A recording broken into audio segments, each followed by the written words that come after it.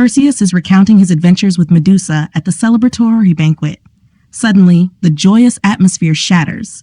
Phineus, Andromeda's scorned former fiancé, bursts in with his followers, filled with rage. "I've come to avenge my stolen wife," Phineus shouts, brandishing a spear at Perseus. "Neither your wings nor your fake golden god can save you now." Cepheus, Andromeda's father, is outraged. "Phineus, what are you doing? Have you gone mad? Is this how you repay the man who saved your niece's life?" "It wasn't Perseus who took her from you," Cepheus argues. "It was the wrath of the sea nymphs, the sea monster, and fate itself. She would have died if not for Perseus. Don't you care that she's alive?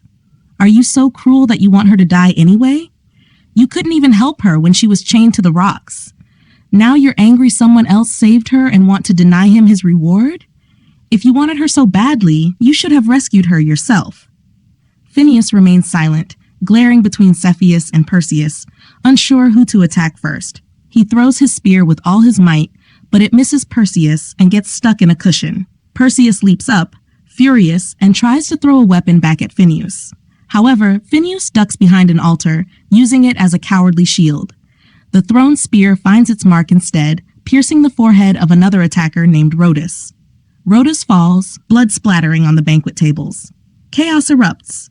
Phineus's men attack, and some even call for Cepheus's death alongside Perseus.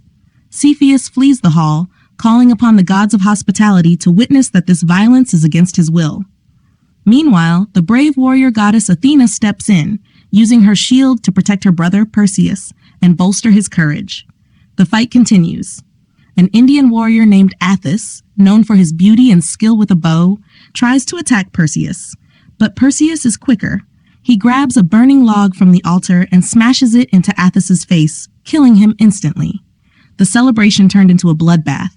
Lycabas, a close friend of Phineus, witnessed Athos's death at Perseus's hand. Grief and rage overwhelmed him. He grabbed his bow and declared his intention to fight Perseus. Before he could finish his challenge, the arrow flew from his bow. Perseus dodged it, but it got caught in his clothing. Without wasting a moment, Perseus drew his sword, the same one he used to slay Medusa, and plunged it into Lycabas's chest. As Lycabas lay dying, his eyes searched for Othis. He found him, collapsed upon him, and found a twisted comfort in their united death. The fight raged on. Phoebus and Amphimedon, eager to join the fray, slipped and fell in the blood that slickened the floor. Perseus wasted no time. He thrust his sword through one's ribs and the other's throat. Erithus, wielding a battle-axe, charged at Perseus, but Perseus, opting for a different strategy, grabbed a massive, ornate bowl and hurled it with both hands. The blow struck Erithus, who vomited blood and fell back dead. The slaughter continued. Perseus cut down Polydemon, Abaris, Lycetus, Elyses, Phlegeus, and Clytus. Bodies piled up around him. Phineus, too afraid to face Perseus directly, threw his javelin. By a cruel twist of fate, it struck Idas, who had tried to stay neutral in the conflict. Idas glared at Phineus and declared him his enemy now. He tried to pull the javelin from his wound, but collapsed and died. The chaos spread throughout the hall. Loyalties shifted, and friends turned on friends. Odytes, Cepheus's right-hand man, fell to Clymenus' sword. Hypsius killed Protonor, and Lyncydes killed Hypsius. Even the aged Emathion, a man of peace and justice, wasn't spared. Unable to fight, he tried to reason with the attackers, but was cut down by Chromis as he clung to an altar. With his dying breath, Emathion cursed the violence. The fighting wasn't limited to warriors. Phineus killed Broteus and Ammon, two brothers known for their boxing skills.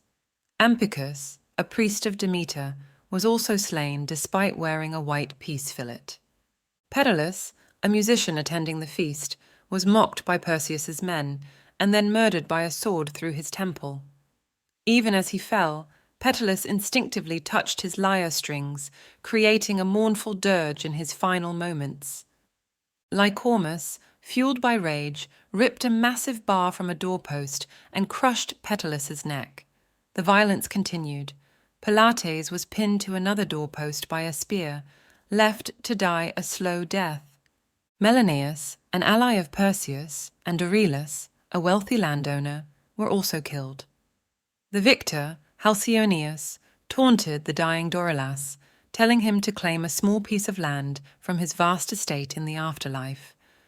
Perseus, enraged by the deaths of his allies, wasted no time. He retrieved the spear from Dorylas's wound and hurled it back at Halcyonius, piercing him through the head. The battle raged on with unyielding intensity. Perseus dispatched Clytius and Clanus, brothers felled by separate blows, while Celadon, Astraeus, and Aethon joined the ranks of the fallen. Phineus, backed by a formidable force, launched a relentless assault on Perseus. Arrows peppered the battlefield as Perseus sought cover behind a towering pillar. Mulpius and Ethamon attempted to outflank Perseus, but he reacted swiftly, crippling Malpas before turning Ethamon's own blade against him, shattering it against the stone. Facing overwhelming odds, Perseus made a decisive move. "Should you compel me," he proclaimed, "I shall seek aid from an unexpected quarter. Avert your gaze if any among you are allies." With a dramatic gesture, Perseus unveiled the Gorgon's head. Thessalus, mid-throw with a javelin, was petrified into marble, as was Ampyx, poised to strike down Lyncidas with his sword. The saga unfolded with relentless intensity. Neleus, vaunting his lineage from the Nile River, dared to taunt Perseus, but found himself choked into silence by his own words, transformed into a timeless statue. Even Eryx, rallying his comrades to continue the fight, fell prey to the Gorgon's dreadful power. Lunging at Perseus, he too was frozen in stone, joining the ranks of the immobile warriors. The Gorgon's curse spared no one, not even Perseus's own allies. Acontius, a loyal soldier, accidentally beheld the dread visage and met the same fate. Astyages, mistaking the petrified Acontius for a foe, suffered a similar fate in his misguided attack. The battlefield turned into a macabre tableau of unintended petrifaction. Scores of warriors, once fierce combatants, now stood as silent monuments to Perseus's might, frozen in time by the Gorgon's gaze. At last, Phineus, the architect of the strife, grasped the futility of his cause. Confronted by the sight of his petrified comrades, he surrendered to Perseus, acknowledging the victor's righteousness. "Perseus, you have prevailed," he conceded, his voice trembling with shame. "Please, stow away that monstrous artifact. My conflict was not born of malice or ambition, but merely a defense of my rightful claim. Yet your cause was just, and I yield. Spare my life, I implore you." Disgusted by Phineus's cowardice, Perseus decreed a fitting fate. "Fear not," Perseus replied. "No weapon shall harm you. Instead, I grant you an eternal monument." With a cruel twist, Perseus directed the Gorgon's gaze upon Phineus.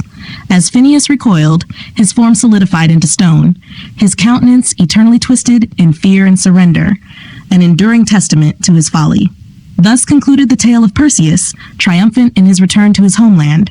Utilizing the Gorgon's power once more, he vanquished the usurper King Proetus, securing his rightful place as the hero of the saga.